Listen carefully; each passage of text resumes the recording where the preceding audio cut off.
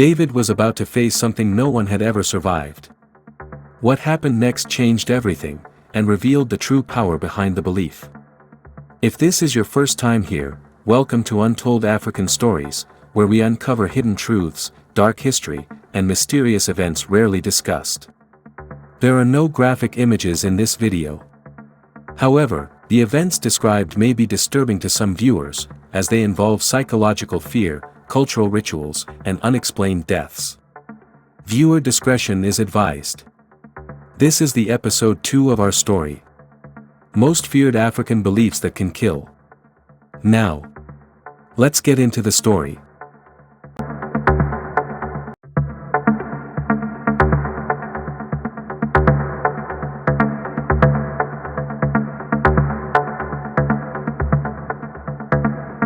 Before losing strength completely, David accessed hidden village records. He discovered something disturbing. The ritual had once been performed rarely, only for violent offenders. But over the last 50 years, its use increased. Why? The chief's family had ruled for generations. Control through fear. Belief was power. David uncovered evidence that the ritual leaders secretly reinforced the curse by spreading rumors about the condemned, ensuring total social rejection, using herbs that induced panic and hallucinations, creating environmental triggers like drums and cymbals. It was psychological warfare. But still, the shadow remained unexplained. Mama Adissa finally revealed the forbidden truth. Deep inside the forest was an ancient shrine. There, for centuries, villagers had directed collective fear during rituals. The shrine amplified belief. Like a mirror reflecting terror back into the mind. Those exposed to it experienced intense neurological responses. Extreme paralysis. Hallucinations. Cardiac shutdown. The forest itself became part of the ritual. Even while barely alive, David insisted on being taken to the shrine. He wanted proof. He wanted evidence. He wanted to break the cycle. Against tradition, Mama Adissa and a young hunter carried his weakened body into the sacred forest at dawn. Journey into the forest. The deeper they went, the air became colder. Sounds disappeared. The forest felt strangely silent. At the center, stood a stone structure covered in carvings. Thousands of names etched into its surface. Every victim. Every death.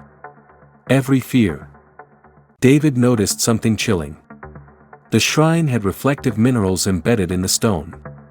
It created a sensory distortion effect. Light bent. Sound echoed strangely. Human perception became unstable. Combined with fear and ritual suggestion, the brain created the same shared hallucination. There was no entity. The mind created it. But as David stared at the stone, he saw movement behind him. The shadow appeared again. Taller. Closer. David realized something terrifying. Even knowing the truth did not stop the experience. Because belief is not just knowledge. It is emotion. And fear had already entered him. He faced the presence and whispered, "You are only what we create." The shadow moved closer. His heart nearly stopped. Then Mama Adissa did something unexpected. She began laughing. Loudly. Wildly. The hunter joined her. Soon all three were laughing in the sacred place.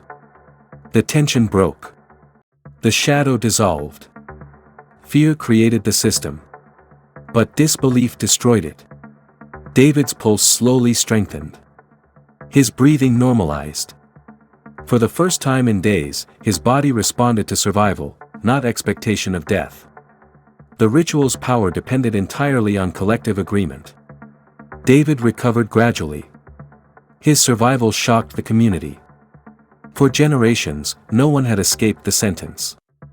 The villagers began questioning their beliefs.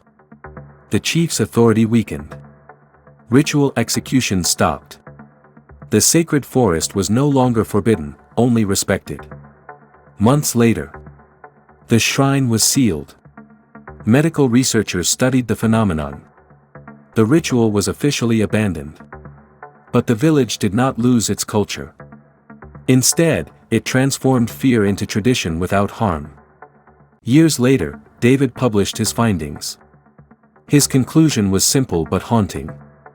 The most feared force is not spirits, curses, or the unknown. The most feared force is collective belief. When a community agrees on fear, it can shape reality. When fear ends, power ends. Today, the forest still stands. No drums. No rituals. Only wind moving through ancient trees. Sometimes villagers says, they still feel watched.